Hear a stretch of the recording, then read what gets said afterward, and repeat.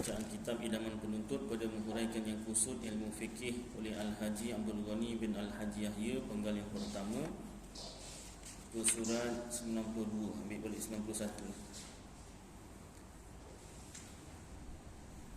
Dua perenggan dari bawah.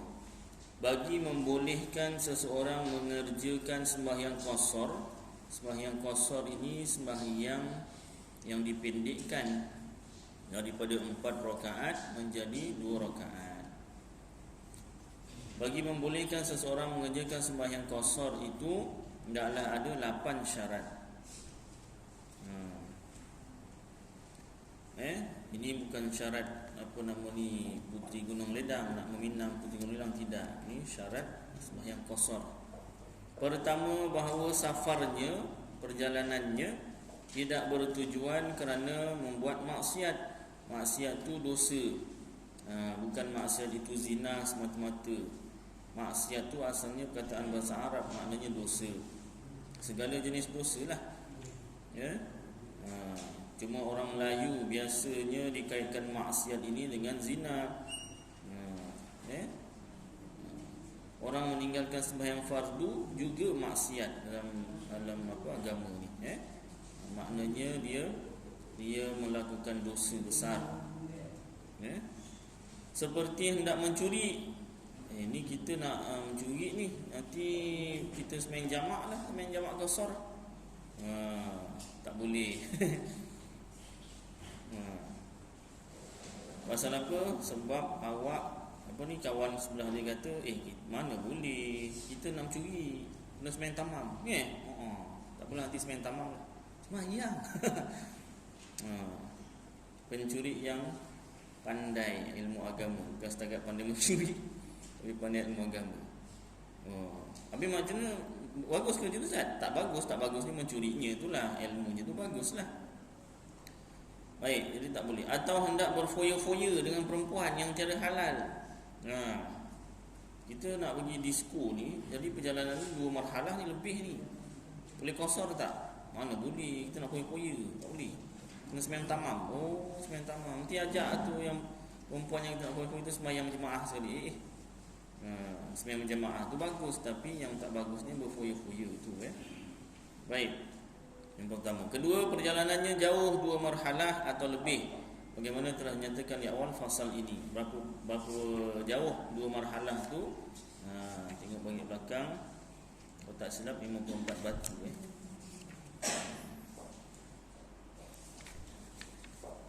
Di awal fasal ini. Ni sembahyang qasar dan jamaah ni kan. Betul, surat 90 pada nota kaki tu kan. Surat 90 pada nota kaki bawah nombor 2. Di negeri Johor dalam kitab-kitab agama telah menetapkan 2 marhalah itu sejauh 56 batu, iaitu menurut pendapat Allahyarham Datuk Mufti As-Sayyid Alawi bin Tahir Al-Haddad. Ada setengah ulama mengira kurang daripada itu, manakala setengah yang lain mengira lebih daripada itu. Jika kita bandingkan perjalanan unta ni, kita ambil terus yang kilometer dia berapa. Dia tak tulis ni kan, kilometer cari sendiri tu kan. 56 batu berapa kilometer kemarin kita buat. Jadi 56 batu, asalnya kita 56 batu bersama dengan 90 + 1 2 3 26. Nak genapkan jadi 91, jangan genap jadi 90. Yang ketiga, itu syarat yang kedua. Yang ketiga, sembahyang yang diqasar itu, yang dipendekkan itu ialah jenis sembahyang yang 4 rakaat, dikerjakan tunai. Dari itu tidak diluluskan, tak sah qasar sembahyang qada yang ditinggalkan masa dalam tempat kediaman. Masa dia belum berjalan, dia ada tinggalkan sembahyang, dia belum qada. Jadi dia pun berjalan. Dalam perjalanan, ini aku banyak sembahyang qada ni, boleh tak qasarkan, pendekkan sembahyang qadanya 4 rakaat jadi 2 rakaat? Tak boleh. Pasal apa tu sembahyang qada? Yang boleh tu sembahyang tunai. Sembahyang qada, awak kena qada sempurnalah 4 rakaat. Kalau banyak ustaz, malaslah. Itulah yang diajar rukun sembahyang. Rukun sembahyang tu 13. Rukun sembahyang tu kalau orang buat rukun sahaja, sah tak sembahyangnya? Sah. Rukun sembahyang tu ada 13. Apa dia? Yang pertama, berdiri tegak, satu. Yang kedua, niat. Yang ketiga, takbiratul ihram. Yang keempat, membaca Fatihah. Yang kelima, rukuk serta tumakninah. Yang keenam, sama-sama ni kan tak cukup ni kan. Kan? 6 rukuk 5 tadi. 6 iktidal serta tumakninah. Kemudian sujud serta tumakninah. Sujud pertama dan kedua, kita sujud aja. Kemudian yang ke-8, duduk antara dua sujud serta tumakninah. Sujud kedua dah masuk tadi sujud. Kemudian lepas tu apa? Apa? Duduk dulu, duduk tahiyat, duduk tasyahud, duduk tasyahud. Sebenarnya duduk saja, tak kira lah tasyahud awal atau tasyahud akhir, asal duduk. Maknanya kalau bersila pun sah juga. Duduk untuk, dia punya rukun itu duduk untuk bacaan tasyahud. Jadi tak semestinya duduk tahiyat awal ataupun duduk tahiyat akhir. Ni cerita rukun ya. Kalau cerita afdal lainlah. Dia duduk bersila, sah. Imam pula tu, bukan imam sini. Imam tempat lain. Dengan mana imam kampung entah berentah. Boleh, sah. Itu sebab imam dan makmum kena belajar. Wah, kali ni imamnya belajar, makmum tak belajar. Imamnya puas suruh, jom belajar. Ceritalah kelebihan ilmu, tak nak. Duduk makmumnya, jaga engkau. Sembahyang isyak, tahiyat awal, tahiyat akhir, aku duduk bersila. Tengok apa respon kau. Makmum yang tak belajar, ikut je lah kan. Kelang kabut jadinya kan. Ada yang sembahyang, tengoklah ada kan, ada yang sembahyang sendiri, ada yang balik rumah. Dah apa pula imam ni dah tengok sesat, ada ke depan tu duduk tahiyat awal, duduk bersila. Baik. Duduk untuk tahiyat, duduk untuk bacaan tahiyat yang ke-8. Kemudian barulah bacaan tahiyat akhir. Bacaan tahiyat akhir tu sampai mana? Sampai at-tahiyyatul mubarakatus salawatut thayyibatu lillah. Assalamu alayka ayyuhan nabiyyu wa rahmatullahi wa barakatuh. Assalamu alayna wa ala ibadillahi sholihin. Asyhadu an la ilaha illallah wa asyhadu anna muhammadar rasulullah. Sampai apa? 2 kalimah syahadah. Allahumma salli ala Muhammad, itu selawat. Dah masuk rukun yang ke-10. Selawat selepas bacaan tahiyat akhir. Kemudian lepas selawat memberi, macam tak cukup ni. Apa yang tinggal ni? Memberi salam yang ke-11. Dah. Lepas tu apa? Tertib 12. Apa yang tertinggal? Kena ulang balik lah. Pertama, berdiri tegak. Yang kedua, niat. Yang ketiga, takbiratul ihram. Yang keempat, bacaan Fatihah. Yang kelima, rukuk serta tumakninah. Kemudian iktidal serta tumakninah. Sujud serta tumakninah. Duduk antara dua sujud serta tumakninah.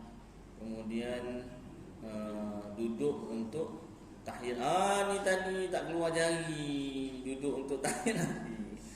Duduk untuk bacaan tahiyat akhir 9 ke 8 tak keluar jari tadi ya. Maknanya kalau dari segi sebutan tu dah betul, jarinya tak keluar. Kemudian bacaan tahiyat akhir, kemudian solawat, kemudian beri salam, tertib 13. Alhamdulillah. 4. Selamat. Baik. Jadi kalau awak nak qada cepat ataupun awak malas ataupun awak ada sakit tapi nak qada sembahyang, buat rukun lah. Rukun saja. Alah, nanti pahala tak penuh dah awak. Nak yang ringkas, nak pahala penuh, ya buat sempurna lah. Berapa punya kotak? 2,000. Kan? Kalau RM2,000 tu sedap juga. Tapi ini 2,000 sembahyang yang perlu dikotak. Banyak tu. Kalau setahun tinggal aja pun dah 365 subuh, 365 zuhur, 365 asar, 365 maghrib, 365 isyak. Jangan dicampur tu, jangan dicampur. Campur jadi 1,000. Ambil 365 je. Macam sikit je kan. Itu caranya. Saya pernah buat, kadang-kadang ada perasaan malas tu ada, tapi sayang tak buat masa lapang tu ada, buat. Tapi ringkaslah. Sah tak? Sah. Nanti orang tahu, jangan beritahu orang.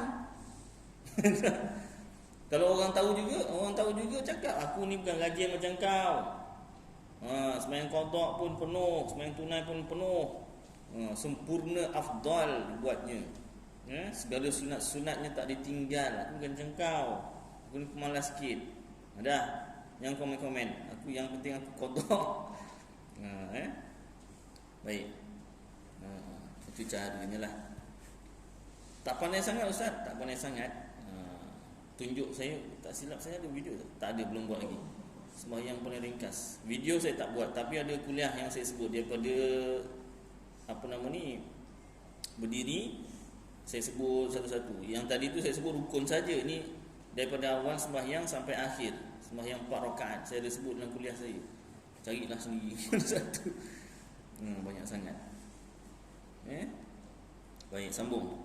Jadi kalau sembahyang qada tak boleh dibuat qasar masa tengah perjalanan. Tak boleh, kena tunai, kena 4 rakaat juga. Iaitu wajib diqada dengan tamam, iaitu sempurna 4 rakaat. Tetapi sembahyang yang ditinggalkan dalam masa safar, dalam perjalanan tu dia tinggalkan sembahyang, harus boleh diqada dengan qasar, tapi tak berdosa. Dosa besar. Buat sengaja tinggalkan sembahyang, tak ada sebab. Harus diqada dengan qasar dalam masa safar. Kalau masih dalam perjalanan, boleh diqada dengan qasar 2 rakaat. Dia tinggalkan sembahyang zuhur, tak ada sebab apa-apa ditinggalkan masa dalam perjalanan. Boleh qada selagi dia masih dalam perjalanan, qada dan qasar. Maknanya dia sembahyang zuhur tu 2 rakaat, qada zuhur 2 rakaat saja. Boleh. Jadi bukanlah maknanya kalau macam tu nak tinggalkan sembahyang kena dalam perjalanan. Bukan itu maksudnya. Maksudnya boleh, tapi janganlah diamalkan. Andai kata dah berlaku, buatlah. Itu sebab ada ilmu, bukan semua ilmu tu guna untuk diamalkan. Ada ilmu tu untuk tahu saja. Dan harus ini boleh diqada dengan tamam. Nak qada sempurna pun boleh. Dan tidak harus, ini haram diqada dengan qasar bila sudah sampai ke tempatnya. Yang penting kalau dah sampai, dah bukan dalam perjalanan, dah tak boleh qada, tak boleh qasar. Yang boleh qasar tu kalau tinggalkan dalam perjalanan, dan qada juga dalam perjalanan. Baik, yang syarat yang keempat, mahu ada niat mengerjakannya. Nak qasar tu dengan qasar dalam takbiratul ihram. Seperti katanya usolli fardhu zuhri maqsuratan. Ini paling kurang. Kan kalau sembahyang fardu kan niatnya paling kurang usolli fardhu zuhri. Saja aku itu ialah qasar, fardhu itu ialah ta'arrud az-zuhri, itu ialah ta'yin. 3 perkara ni, qasar, ta'arrud, ta'yin. Niat nak sembahyang fardu atau sunat, kemudian jenis sembahyang fardu atau sunatnya. Jadi kalau sembahyang qasar ni tambahkan maqsuratan. Artinya saja aku sembahyang zuhur dipendekkan. Itu paling kurang. Kalau nak panjang, usolli fardhu dhuhri maqsuratan rakaataini, jangan arba'a rakaatin. Rakaataini adaan, jangan adaan telah adaan lillahi ta'ala. Kalau imam jadi imaman, makmum makmuman lillahi ta'ala. Itu kalau nak tambah jadi afdal lah. Atau usolli fardhu dhuhri rakaataini qasran pun boleh juga. Saja aku sembahyang zuhur 2 rakaat pendek. Ini kalau kalau hafal baca. Kalau tak hafal dah yang bahasa Melayu aja. Kalau tak nanti tak takbiratul ihram lagi kan. Lambat sangat, makmumnya nunggu je. Usolli fardhu dhuhri lupa. Usolli fardhu dhuhri lupa lagi kan. Nak mengingat maksuratan pun tak ingat contoh kan. Ataupun bawa kitab ni, time nak sembahyang tengok sekejap. Okey dah baca kan. Kalau nak yang bahasa Arab lah. Kalau tak ingat, yang bahasa Melayu saja Gusmen Zuhur ni pendekkan Allahu Akbar. Ataupun saja Gusmen Zuhur 2 rakaat. Baik. Yang kelima, tidak boleh mengikut orang sembahyang tamam. Tamam ni apa? Sembahyang sempurna 4 rakaat. Kita tak boleh jadi makmum kepada imam yang sembahyang 4 rakaat. Sekalipun sebahagian saja daripada sembahyangnya. Alah, kita ikut yang 2 rakaat je Ustaz. Tak boleh. Saya tahu. Kita ambil yang 3 dengan 4 rakaat dia pun tak boleh. Apatah lagi saya ambil 2 dengan 3. Lagi tak boleh. Jika sekiranya ia mengikut orang itu, nescaya wajiblah ia menyudahkan sembahyangnya secara tamam, sempurna. Tetapi kalau orang itu sembahyang tamam, makmumnya sembahyang tamam, imamnya sembahyang kosor, boleh. Macam mana pula? Imamnya bila dah beri salam, rakaat kedua dia beri salam, sembahyang kosor, maka makmum tu jangan ikut beri salam, tambah rakaat ketiga dan rakaat keempat. Tak faham Ustaz? Tak faham dah sembahyang seorang sana. Sembahyang. Kena. Itu sebab kena tahu imamnya sembahyang. Niat tak payah ubah, terus ikut. Tak payah. Ya Allah, aku tambah 2 rakaat lagi, tak payah. Dia automatik. Sebab kita dah ikut imam tamam. Itu sebab kalau sembahyang kat arena tu, tengok juga kalau orang tu tahu kita tahu dia nak sembahyang kosor, ikutlah. Kalau kita nak sembahyang kosor lah. Ini kita tak tahu. Kita sangka baik, bukan sangka baik, kita menyangka, bukanlah sangka baik maknanya kalau sembahyang tamam tu tak baik kan. Kita sangka dia nak sembahyang kosor. Sekali rupa-rupanya dia sembahyang tamam. Dah kena tamam lah, kena sempurna 4 rakaat. Tu kalau naik kenderaan sendiri tak ada masalah. Kena pula naik bas. Ingat orang tu sembahyang kosor, dia pun sembahyang. Sebelum dia sembahyang tu dia dah makan melantak lama sangat. Dah makan melantak, perut sakit, buang air besar pula. Dah masa suntuk untuk cukup-cukup sembahyang kosor, dia pun sembahyang. Imamnya sembahyang tamam. Macam mana? Ikutlah, kena tamamkan. Pemandu bas mana nanya, siapa lagi yang belum naik? Yang belum naik mana nak jawab? Siapa yang belum naik?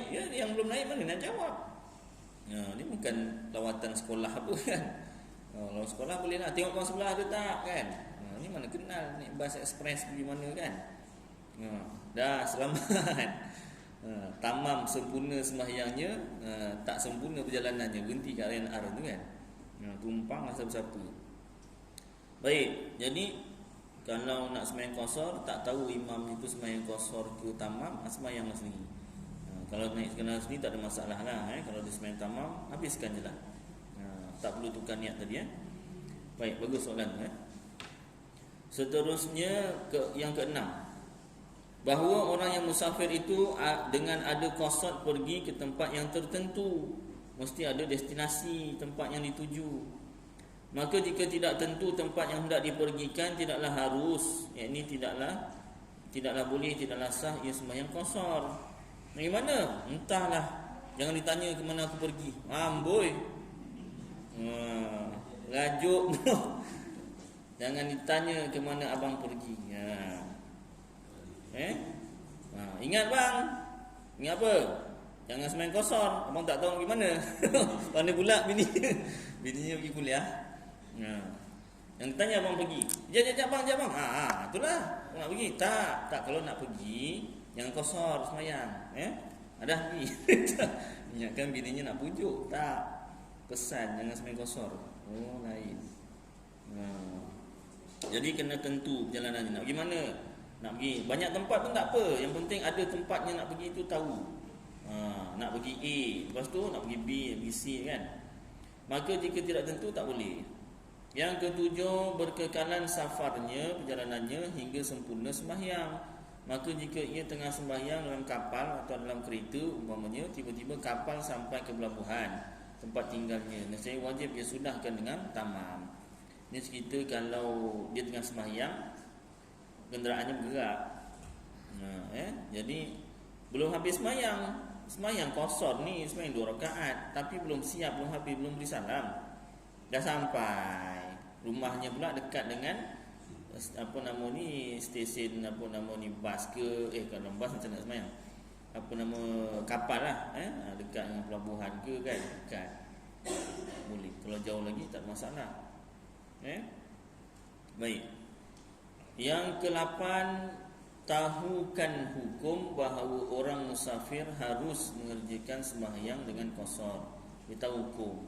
Boleh orang musafir boleh sembahyang qasar, dia tahu hukum. Maka jika tidak tahu, wajib dia sembahyang tamam. Dia sembahyang tamam lah, tak tahu.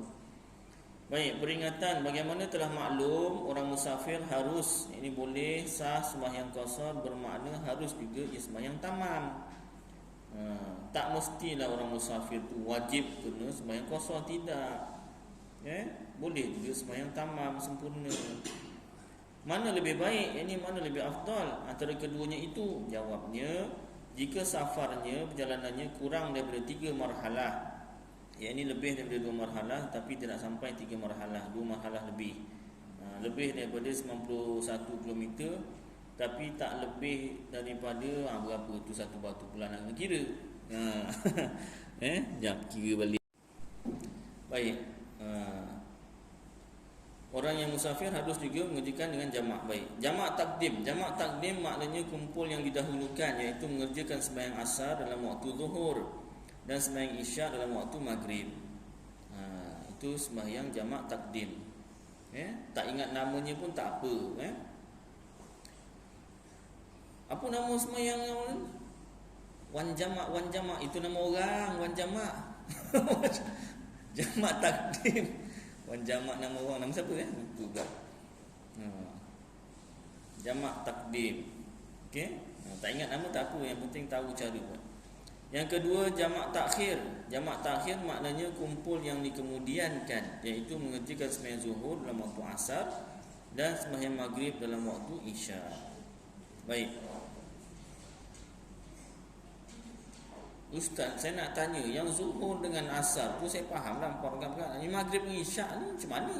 Ini cerita jamak. Yang tadi cerita qasar. Qasar tu yang 4 rakaat saja, zuhur, asar, isyak. Maghrib tak ada qasar.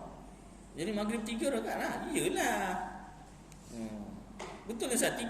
Ya 3. Tak boleh dipendekkan. Dia kan panjang. Tak, dia kena 4 rakaat. Boleh pendekkan jadi 2. Subuh? Subuh dah 2 nak pendek jadi 1 pula. Mana boleh? Dah 2 dah lah. Jadi zuhur, asar dan isyak saja. Yang ini cerita jamak saja. Baik, syarat jamak takdim. Tadi pembahagian jamak takdim dan takhir. Sekarang syarat-syaratnya. Jamak takdim syaratnya apa? Nanti jamak takhir lain syaratnya. Lain. Baik, syarat jamak takdim. Bagi jamak takdim itu ada mengandungi 4 syarat. Banyak betul syarat-syarat. Iyalah, kena ikut syarat. Tak ikut syarat tak sah. Nak kahwin dengan puteri Gunung Ledang pun ada syarat. Nak kahwin dengan entah orang mana-mana pun kena ada syarat juga. Tak? Mentang-mentang puteri Gunung Ledang ada syarat, orang yang bukan puteri dan bukan duduk di Gunung Ledang tak ada syarat. Ada syarat juga. Sekarang paling tidak, kalau tak ada rupa, tak ada kemahiran sekalipun, paling kurang pun 5,000, tak? Syarat nak kahwin dengan anak aku 5,000 contoh kan. Apalagi kalau ada rupa, pandai masak, lagilah. Ataupun ada ijazah. Ya tak? Baik, sambung. Jadi syarat jamak takdim, bagi jamak takdim itu 4 syarat. Pertama, dimulai dengan yang punya waktu, iaitu zuhur dikerjakan lebih dahulu, kemudian baharu asar, dan maghrib dikerjakan lebih dahulu, kemudian baharu isyak. Jika diterbalikkan, tiadalah sah. Ini kalau jamak takdim. Jamak takdim dia kena ikut waktu tersebut. Dia kan nak jamak, nak kumpulkan, nak sembahyang zuhur dulu ke asar dulu. Ini jamak takdim. Jamak takdim buat dalam waktu zuhur. Jadi kena sembahyang zuhur dulu. Kalau jamak takdim maghrib isyak pula, kena sembahyang itu dalam waktu maghrib. So kena sembahyang maghrib dulu. Itu kalau jamak takdim. Yang kedua, niat jamak dalam sembahyang yang pertama pada mula takbiratul ihram atau tengah-tengah sembahyang selagi belum memberi salam. Niat nak sembahyang jamak dalam sembahyang yang pertama. Contohnya tadi kita sembahyang zuhur. Dalam waktu zuhur ni kita sembahyang zuhur, Allahu Akbar. Lepas takbiratul ihram sembahyang zuhur tu tadi mesti niat jamak. Niat jamak apa? Dalam hati, ya Allah, aku nak sembahyang asar dalam waktu zuhur. Tak perlu baca kuat-kuat, niat dalam hati sahaja. Azan dulu nanti sambung balik.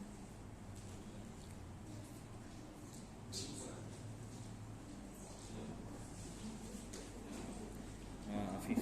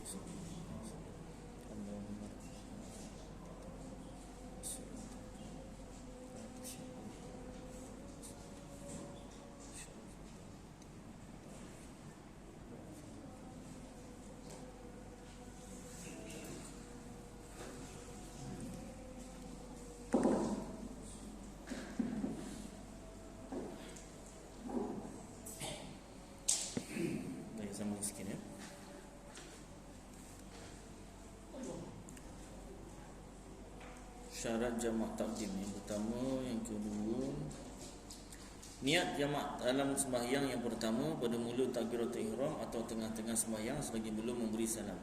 Jadi caranya lepas takbiratul ihram, usolli fardhu dhuhri maksuratan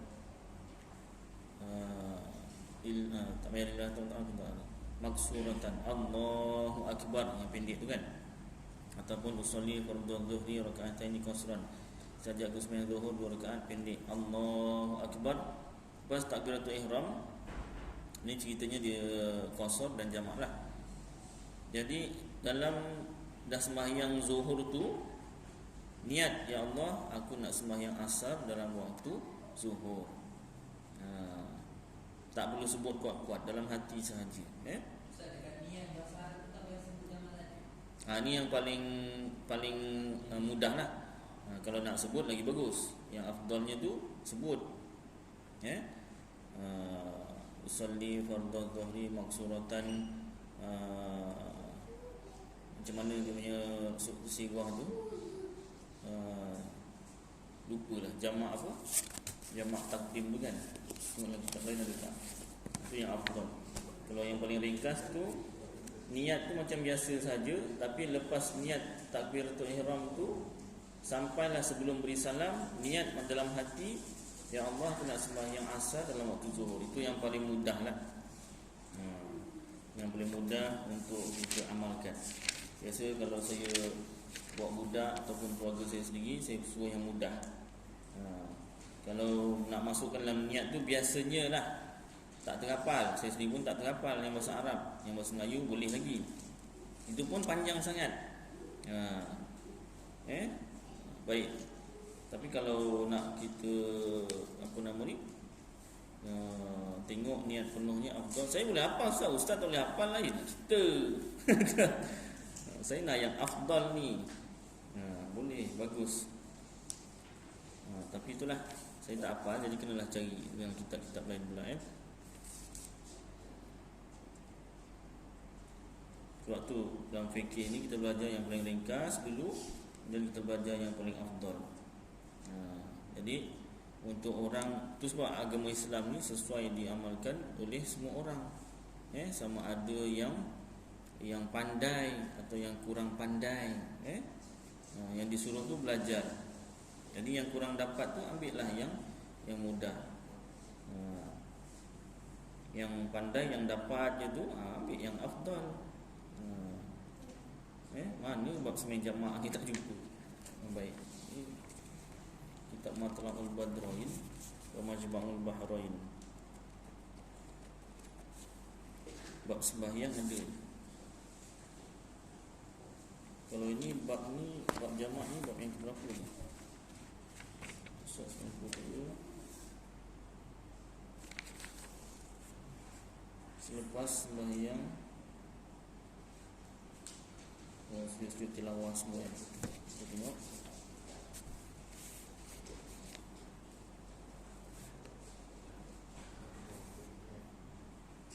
Sembahyang jamaah ni lah 42. 42. Dan kitab Matla'ul Badrain wa Majma'ul Bahrain. Bagi siapa? Syekh Muhammad bin Ismail Daud Fatani, ulama Fatani, Thailand. Orang Melayu Thailand, ulama Thailand. Thailand pula dah, Thailand. Tom Yam, nak sebut Tom Yam tadi tu. Baik, kita terus cari dia punya niat. Ada tak? Maksuratan. Ini qasar. Pendek. Tak ada kat sini, tak ada. Tak apa, cari lagi satu kitab. Sebaik bawa lagi satu kitab Sabil dengan Tadil.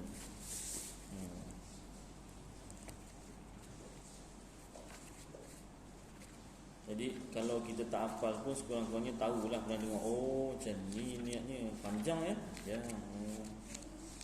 Kurang-kurangnya tahulah, pernah dah dengar ya tak. Tapi ni dah belajar agama kemarin, ni ulang kaji. Waktu sembahyang, sembahyang. Juzuk 2, juzuk 1 tak ada. Tak Sabil Muhtadin, juzuk yang kedua. sujud tilawah sembahyang berjemaah. Masbuk jemaah musafirani, musafir. Syarat qasar jamak, ini jamak 42. Sama maksud 42. Juzuk 2. Baik sembahyang jamak.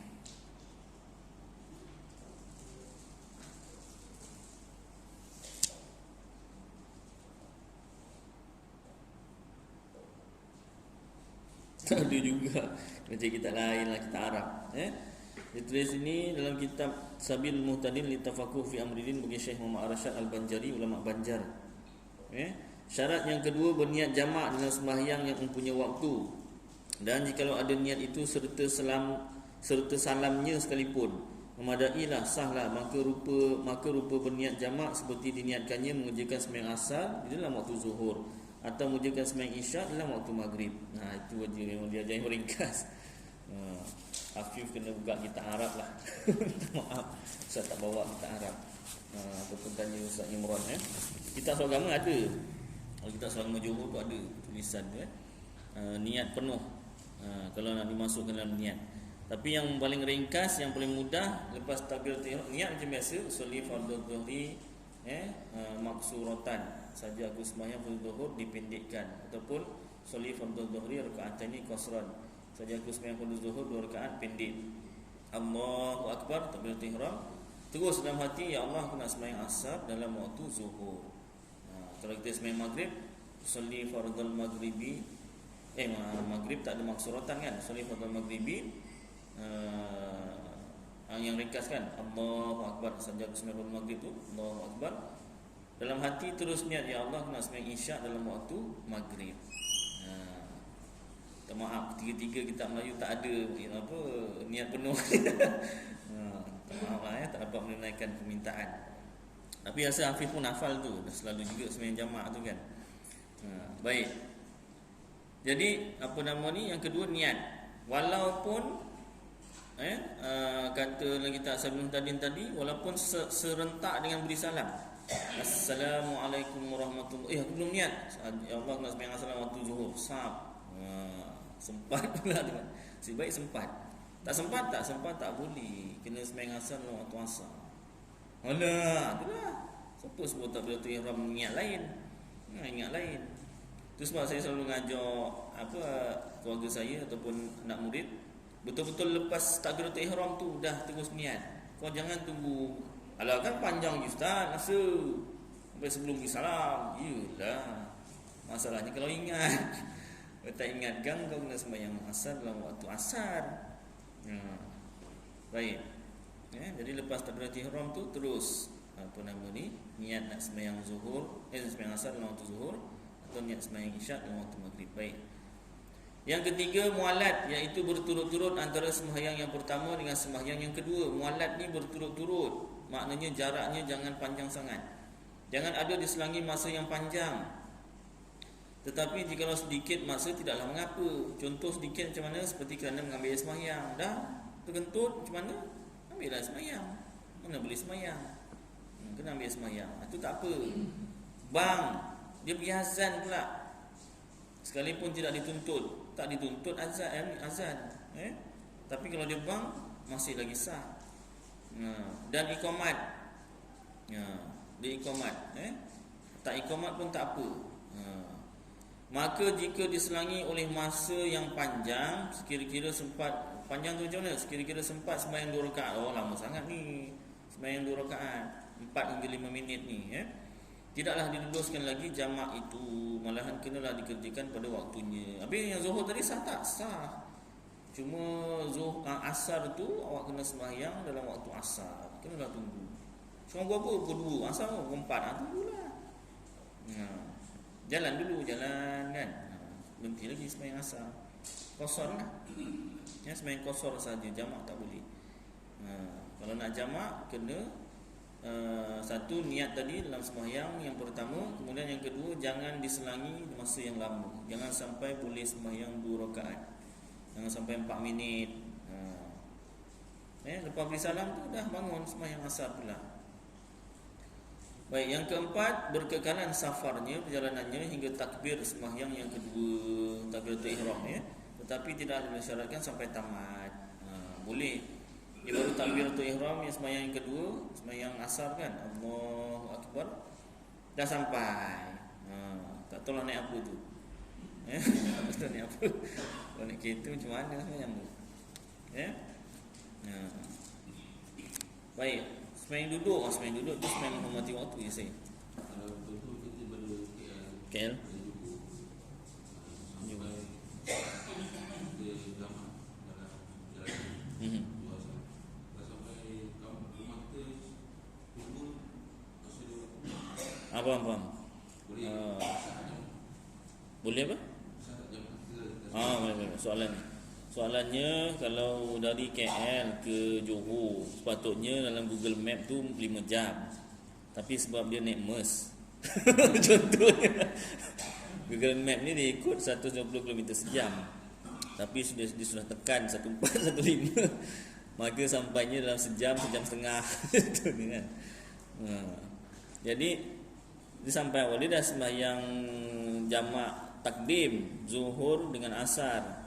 Pukul 1 masuk je Zuhur Asar sampai dekat manalah, contoh Aikeruh ke Paguh ke, dia sembahyang jamak takdim Zuhur dengan Asar. Sekali lepas sembahyang dia pun balik tekan lagi 1516. Time kat speed trap dia ada 3 rupanya speed trap ni sekarang lah dia ada 3 tanda ni, 3 papan tanda. Awas operasi had laju. Yang pertama belum ada apa-apa. Awas operasi had laju. Yang kedua belum ada apa-apa. Depan sikit awas operasi had laju. Yang ketiga, lepas yang ketiga tu jaga-jaga ada kamera. Oh, macam tu punya. Yang pesan siapa? Driver van yang pergi Perak tu kemarin. Oh, macam tu. Tapi kalau dia cuma awas operasi had laju, lepas tu tak ada awas lagi, lama, tu tak ada speed trap. Ya ustaz ni kan saya kena saman. Bukan ustaz nak bayar. Ya dah test dah daripada JB ke mana kemarin? JB ke CH CH ke JB. Betul lah. Macam tu punya. Jadi, kalau ada 3 kali awas tu barulah ada speed trap. Kalau siapa 2 kali atau sekali tak ada. Tu cuma semua mungkin papan tanda dulu punya lah. Besar kameranya boleh nampak. Kadang-kadang time-time lalu dekat sini pap kat sana, belah sana kena. Dia punya cahaya tu kan kalau pergi waktu malam. Baik, sambung balik cerita macam tadi. Jadi ini pula awas operasi. Dia dah sembahyang Zuhur dengan Asar dalam perjalanan. Memang tak, dia tekan belum sembahyang Asar dah sampai rumah. Dia sembahyang pukul 1 tadi, pukul 2.30 dah sampai rumah. 2.30 oi, apa tekan.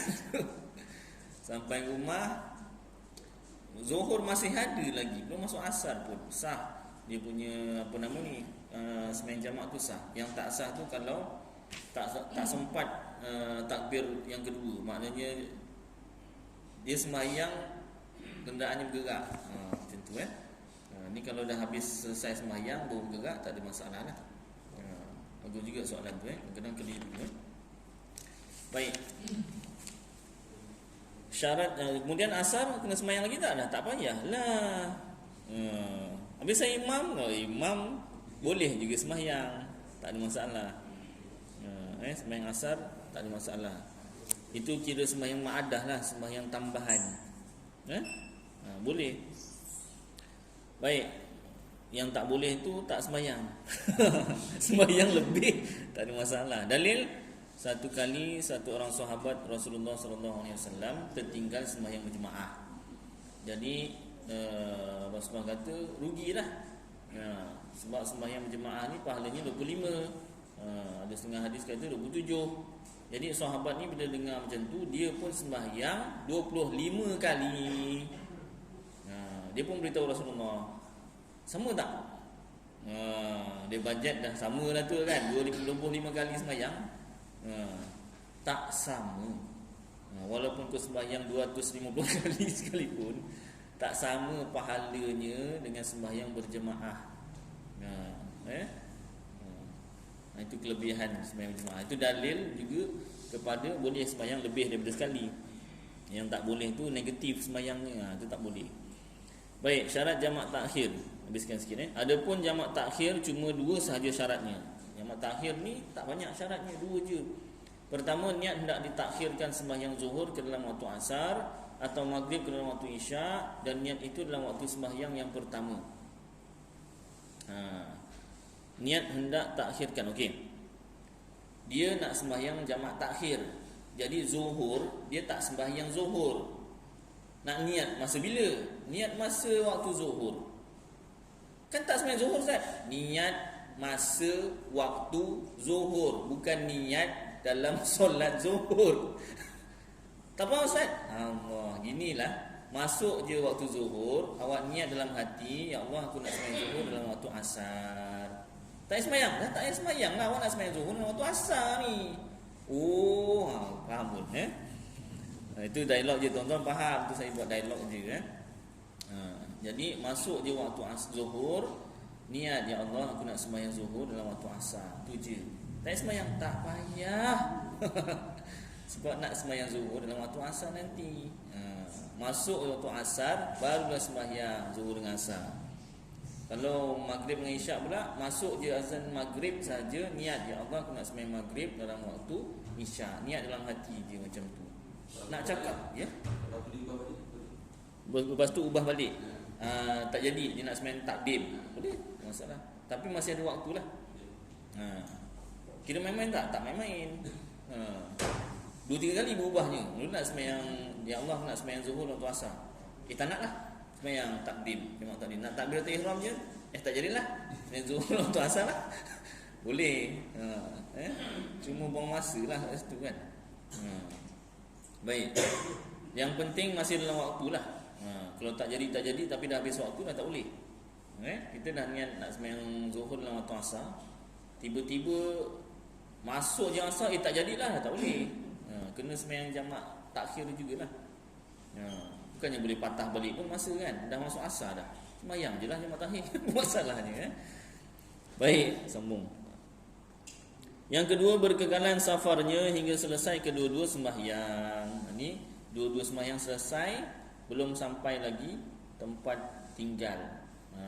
Ini kalau sembahyang dalam kenderaan yang bergerak lah. Okey, jadi senang. Sembahyang jamak takhir ni lebih senang. Tak ada mesti dulukan zuhur dulu baru asar, tak perlu dulukan maghrib dulu baru isyak. Boleh terbalik. Jadi pada jamak takhir ini tidak disyaratkan tertib. Malahan bila sudah masuk waktu yang kedua, umpamanya waktu asar, bolehlah dikerjakan sembahyang asar dahulu dan zuhur kemudian, atau zuhur dahulu asar kemudian. Yang afdal, bagusnya orang yang asyik tanya afdal aja. Yang afdalnya ikutlah waktu tersebut. Contohnya kita masuk waktu asar, sembahyang asar dulu sebab dia yang punya waktu. Ada tak kat bawah ni? Selain daripada orang musafir, maka orang yang bermukim pun harus tak disebut kan. Jadi kalau dari segi afdal, ikut waktu tersebut. Kalau kita dah masuk asar, sembahyang asar dulu baru sembahyang zuhur. Kalau kita sembahyang isyak, dah masuk waktu isyak, kita sembahyang isyak dulu baru sembahyang maghrib. Tapi kalau nak terbalik pun boleh. Yang afdal yang tadi itulah. Baik, selain daripada orang musafir, maka orang yang bermukim. Apa beza musafir dan mukim tadi? Bukan tadi ni, dah lama ni musafir dan mukim ni kan. Musafir, dia keluar dari tempat tinggalnya, pergi ke destinasi lebih daripada 2 marhalah tadi, selama 3 hari, tak masuk hari masuk dan hari keluar. Contohnya JB KL, dia pergi hari Ahad, sampai di KL tu hari Ahad. Hari Ahad tak dikira sebab itu perjalanan dia. Yang dikira Isnin, Selasa, Rabu. Hari Khamis dia balik semula JB. So itu dikira musafir. Tapi kalau hari Khamis dia tak balik lagi, hari Jumaat baru dia balik, maknanya dah 4 hari tak masuk hari masuk dan hari keluar, maka itu dah dikira mukim. Mukim kat mana? Mukim kat KL. dia bermukim di KL tadi. Faham tuan ya? Kalau 1 hari dah, kalau 3 hari tak masuk hari keluar masuk pun musafir, 1 hari lagi lah. Awak ni kenapa? Kan? Itu contoh maksimum 3 hari 4 hari tak boleh, dia dah mukim. Tapi ada kecuali tu, nanti yang kecuali tu dia punya urusan tak selesai lagi. Itu yang boleh sampai 18 hari tu kan, yang lepas tu boleh bahaskan. Baik. Dia ingat 3 hari selesai, rupanya tak selesai. Itu tak apa, dibolehkan. Tapi kalau memang nak 4 hari tak boleh ni. Tak boleh jamak takhir. Sejak awal perjalanan pun dah tak boleh. Apa nama ni tadi? 4 hari tak masuk hari masuk dan hari keluar. Kalau istilah kita 6 hari lah. Sebab hari masuk hari keluar tu biasa kita kira kan. Maka orang yang bermukim pun harus juga sembahyang jamak dengan sebab ada hujan, iaitu jamak takdim sahaja antara zuhur dan dengan asar atau antara maghrib dengan isyak. Tapi kalau mukim tadi tu 4 hari atau lebih tu dia ada hujan. Sebab hujan dia boleh jamak takdim. Jamak saja, qasar tak boleh. Maknanya dia sembahyang zuhur 4 rakaat, kemudian asar 4 rakaat. Tak kiralah jamak takdim atau jamak takhir. Kalau hujan. Kan ada payung Ustaz, dia tak ada cerita kalau ada payung ke apa, tak. Asal hujan je dibenarkan. Asal hukumnya kenapa? Sebab tak semua orang mampu beli payung. Lebih kurang macam itulah. Alah, payung RM12 takkan tak mampu. Ya awak. Ya tak. Ada orang yang miskin betul tapi dia Islam, ni kan, dia nak sembahyang juga tapi memang dia tak mampu. Ada Ustaz, adalah. Kalau tak ada takkan ada bersamamu kan. Ada apa nama tu, ustaz apa tu, Ebil Liu, tolong-tolong, ya tak? Pasal adalah orang yang macam tu. Jadi agama Islam kan sesuai untuk semua, yang kaya, yang miskin. Yang penting belajar. Kaya pun belajar, miskin pun belajar. Jadi yang kaya harta ada, ilmu ada. Yang miskin harta tak ada tapi ilmu ada. Ini dalam miskin tak belajar pula, harta tak ada, ilmu pun tak ada. Na'udzubillahi min dzalik. Minta lindung kita kepada Allah daripada demikian itu. Baik, habiskan sikit. Kelulusan ini diberi untuk orang yang sembahyang berjamaah di tempat yang jauh dari rumahnya dan ringsa ia di jalan, tak selesa disebabkan hujan itu yang mana menjadikan kasut dan kainnya basah. Syaratnya ada hujan pada awal kedua-dua sembahyang dan di antara keduanya dan pada salam sembahyang yang pertama. Tetapi tidak mengapa jika hujan itu berhenti di pertengahan sembahyang yang pertama atau pertengahan yang kedua atau selepas selesai kedua-duanya. Dan lagi disyaratkan niat dalam sembahyang yang pertama tertib dan mualan. Tak faham Ustaz? Dah awak sembahyang macam biasa, tak payah jamak. Kan tak kena syarat, kan tak sah. Kemudahan ini diberi kepada mereka yang sembahyang berjemaah di masjid atau di surau atau di tempat berjemaah yang lain, kerana jikalau ia balik ke rumah mungkin tidak akan pergi ke masjid lagi. Kena pula memang dia je yang sembahyang berjemaah nak lepaskan fardu kifayah, yang lain semua tak ada, busy kan. Ya saya. Kalau seminggu dah 7 hari kan. Kalau tolak hari masuk hari keluar pun dah jadi 5 hari. Dia jadi mukim. Tak boleh. Solat tamam. Pasal apa? Sebab dia memang dah niat nak bermukim kat situ kan. Dia dah tak dipanggil musafir. Tapi lagu kan musafir tu orang yang berjalan bergerak. Ya saya.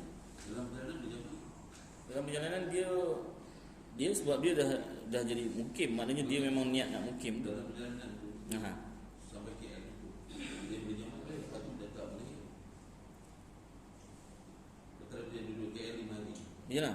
Daripada JB KL tu dia berjamaah untuk 2 hari. Kalau ikut kitab ni dia dah memang dia niat nak 4 hari.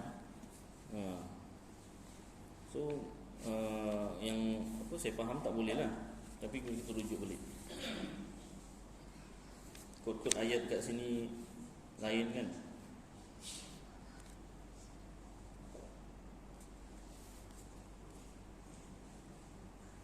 qasar dan jamak 42.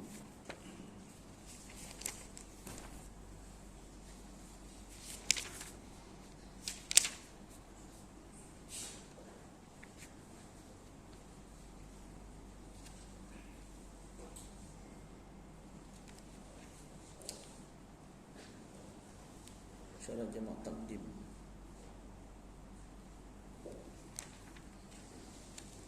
Syarat jamak takhir, terutamanya niat jamak sekalian. Dan harus bagi orang musafir dan orang yang mukim jamak kerana hujan, itu jamak takdim. Dan tiada mengaku putusnya pertengahan. Dan disyaratkan pula akan syarat yang terdahulu dan takdim. Ini pun ringkas, maknanya lebih kurang sama dengan ini. Sebelum tadi pula Juzuk dulu Rusak 42 sama.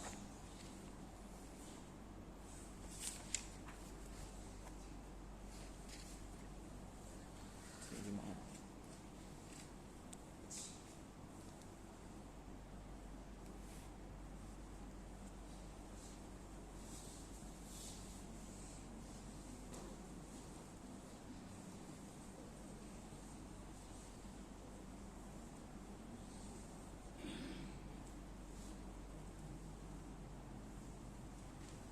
Ini pada Jumaat. Oh, seminggu Jumaat. Baik.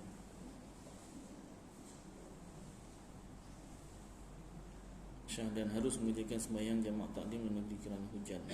Dan itu lagi syaratkan hujan bagi kita takbiratul ihram. Tak disebutkan.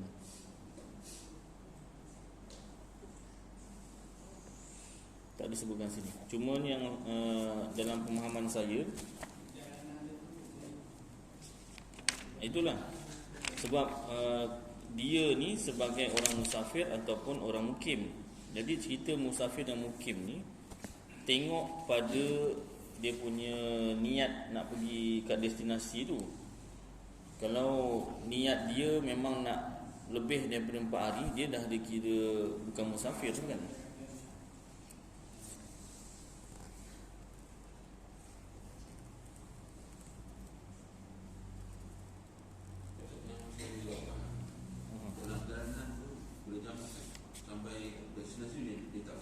Itu yang apa nama ni kena semak balik sebab apa nama ni dia niat tu dah daripada tempat dia tinggal tu dah niat nak pergi destinasi tu 4 hari dah. Bukan 3 hari. Yang saya faham sebab dia dah niat nak kat sana tu 4 hari. Perjalanan dia jauh macam mana pun sebab dia bukan musafir, dia lagi mukim tu kan. Nanti saya semak balik lah. Dengan kitab ni tak ada ataupun bab lain tu bab apa musafir dan juga mukim tu Nanti saya semak balik Minggu depan lagi tak Afif? Ada insya-Allah. Kalau tak ada pun tak apa, masak-masak.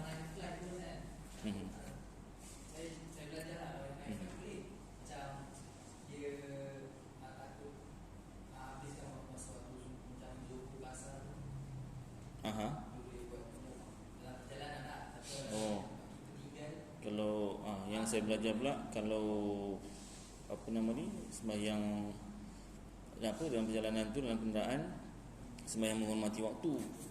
Maknanya masuk waktu zuhur, dia sembahyang menghormati waktu zuhur, sembahyang zuhur lah. Dia masuk asar, dia sembahyang asar menghormati waktu. Tak apa, nanti saya semak balik minta tangguh. Kalau tak boleh tangguh, nanti balik rumah ikut saya, kita tengok kitab. Baik, boleh tangguh mudah-mudahan cukuplah kadar ni beberapa perkara tentang jamak dan juga qasar. Yang soalan tu saya tangguhkan untuk jawab. Mudah-mudahan apa yang kita baca bersama jadi manfaat untuk saya dan tuan-tuan, buat kita amalkan dan sampaikan insya-Allah. Aku qouli hadza wa astaghfirullahal azim li wa lakum wa lisairil muslimin wal muslimat wal mu'minin wal mu'minat fastaghfiruh wa ya fawzal mustaghfirin wa ya najatat taibin. Wa sallallahu tabaraka wa ta'ala ala khairi khalqi sayyidina wa maulana Muhammad wa ala alihi wa sahbihi wa baraka wa sallam. Subhana rabbika rabbil izzati amma yasifun wa salamun alal mursalin walhamdulillahi rabbil alamin. Taqabbalallahu minkum.